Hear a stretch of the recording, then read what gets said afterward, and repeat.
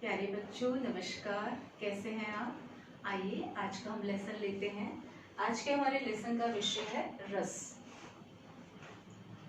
रस यूँ तो सामान्य रूप से जब हम इस शब्द को सुनते हैं तो हमें लगता है कि जैसे फलों का रस है, लेकिन यहाँ पे हम साहित्य की बात करते हैं। साहित्य में रस का महत्व क्या है वो हम पढ़ेंगे। रस की क्या परिभाषा है, इसका क्या अर्थ है। जिस प्रकार से हम फलों की बात कर रहे हैं, फलों का रस फलों का निचोड़ ही होता है, उसी प्रकार से साहित्य में भी इसका जो शाब्दिक अर्थ है वह निचोड़ ही है या फिर आनंद है, अनुभूति है। चलिए, साहित्य में इसकी जो परिभाषा दी गई है वह है किसी काव्य को पढ़कर, सुनकर तथा किसी नाटक के अभिनय को देखकर मन में जो अलौकिक सात्विक आनंद भाव की अनुभूति होती है उसे हम रस कहते हैं। जैसे कि हमने कोई वीर रस की कोई कविता पढ़ी, नाटक देखा या कोई फिल्म देखी तो हम रोमांचित हो जाते हैं, हमें भी राष्ट्रीय प्रेम की भावना जागृत हो जाती है, उसे हम कहते हैं रस, यानी कि हमें वीर रस जागृत हो गया। अब ये जो अनुभूति है, जो रस है, उसका काव्य में बहुत अधिक स्थान है, क्योंकि ये रस जो है काव्य की आत्मा है। तो हम यहाँ पे काव्य के तत्वों की भी थोड़ी सी विवेचना करेंगे। काव्य के जो तत्व हैं, पहला है भाव तत्व, बुद्धि तत्व अथवा विवेक तत्व भी इसे कहा जा सकता है, शब्द तत्व, अर्थ तत्व तथा कल्पना तत्व। काव्य के निर्माण में इन्हीं सभी तत्वों का महत्वपूर्ण योगदान होता है। जिस प्रकार से एक वस्तु हमें कोई निर्मित करनी है तो उसके लिए आवश्यक सामग्री चाहिए होती है, उसी प्रकार से काव्य को निर्मित करने के लिए सर्वप्रथम कवि के मन में भाव जागृत होते हैं। अब जब भाव जागृत होते हैं तो वह अपने विवेक से विभिन्न ऐसे शब्दों का प्रयोग करता है या ऐसे शब्दों को प्रयोग में लाता है जो उसके भावों को अर्थ दे सकें, उसे व्यक्त कर सकें तथा अपनी कल्पना के माध्यम से काव्य की रचना करता है, कविता की रचना करता है। और इस कविता को जब पाठक पढ़ता है तब उसके मन में जो है रस की अनुभूति होती है कि वो किस भाव या श्रृंगार रस की कविता है या वात्सल्य भाव की कविता है या उत्साह वर्धन वीर रस की कविता है। इस तरह से काव्य के पढ़ने पर जो मन में अनुभूति होती है, आनंद की अनुभूति होती है, वह रस कहलाती है। रस की उत्पत्ति के संबंध में सर्वप्रथम भरत मुनि ने अपने नाट्य शास्त्र में 8 रसों की व्याख्या की है। उसी प्रकार से ही आचार्य धनंजय, आचार्य विश्वनाथ, डॉक्टर विशंभरनाथ, आचार्य श्याम सुंदर दास, आचार्य रामचंद्र शुक्ल ने भी रस की विभिन्न रूपों में व्याख्या की है, लेकिन मूल रूप से एक ही बात कही है।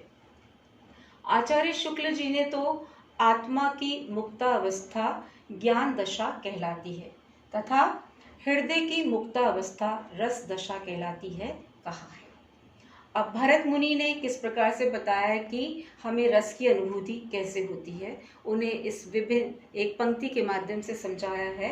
विभानुभाव व्यभिचारी संयोग द्रस निष्पत्ति, यानी कि विभाव, अनुभाव, व्यभिचारी अर्थात संचारी भाव के संयोग से रस की निष्पत्ति होती है। चलिए आइए अब हम इसको जो है विस्तार से समझते हैं कि रस के कौन से तत्व हैं। तत्व अथवा अवयव भी कहा जाता है, और कई बार प्रश्न पूछा जाता है कि रस की निष्पत्ति की प्रक्रिया को समझाइए, तो हम इसको जो है आगे ले लेते हैं। पहला है स्थायी भाव। स्थायी भाव का अर्थ है जो प्रारंभ से ही जब बालक जन्म लेता है तो उसके अंतःकरण में, उसके मन में मनोविकार रहते हैं। उसी प्रकार से जिस प्रकार से फूलों में गंध रहती है, मिट्टी में गंध रहती है, तो वो स्थायी रूप से मनुष्य के मन में अंतःकरण में निवास करते हैं। अब ये कौन से स्थायी भाव होते हैं, इनकी संख्या 11 बताई गई है। रति, हास, शोक, उत्साह, क्रोध, भय, जुगुप्सा, विस्मय, निर्वेद, वत्सल तथा इष्ट के प्रति जो आस्था के जो भाव हैं, ये स्थायी भाव कहलाते हैं, जो मनुष्य में संस्कारित रूप से विद्यमान होते हैं। इसमें कोई किसी की आवश्यकता नहीं है कि हम उसमें जो है, अगर आप एक बालक को भी देखेंगे तो बालक भी अनजान व्यक्ति को देखकर जो है मुंह मोड़ लेता है या उसका रोने जैसी स्थिति हो जाती है, तो उसको कोई सिखाया नहीं गया। ये सब जो है व्यक्ति के अंतःकरण में संस्कारित रूप से जो है विद्यमान रहते हैं। अब जो भाव है उनको किस तरह से वो जागृत होते हैं, तो दूसरा जो इसका तत्व है वो है विभाव। विभाव वह कारण है जो स्थायी भावों को जागृत करता है।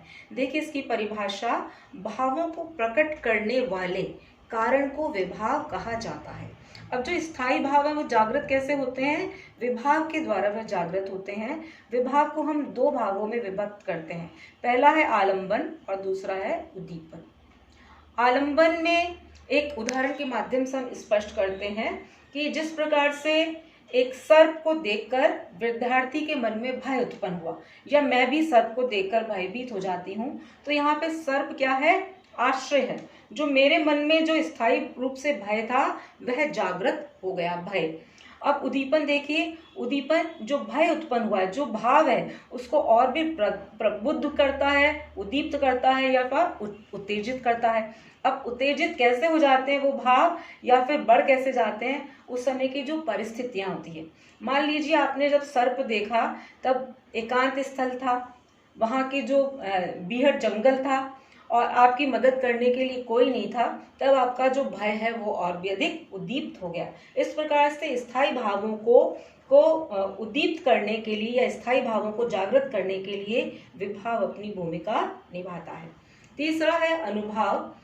जब मेरे मन में भय उत्पन्न हो गया विभाव से, तब भय के कारण जो शारीरिक विकार उत्पन्न होते हैं, ये विकार कैसे होते हैं, सहज होते हैं, कोई नाटकीय नहीं होते हैं। सहज रूप से जब हमारी वाणी में परिवर्तन आ जाता है, पसीने छूटने लग जाते हैं, या फिर जो है शरीर कंपित होने लग जाता है, आंसू आने लग जाते हैं, मन अस्थिर हो जाता है, इस प्रकार के शारीरिक क्रियाओं में परिवर्तन आ जाता है, वह अनुभाव कहलाता है।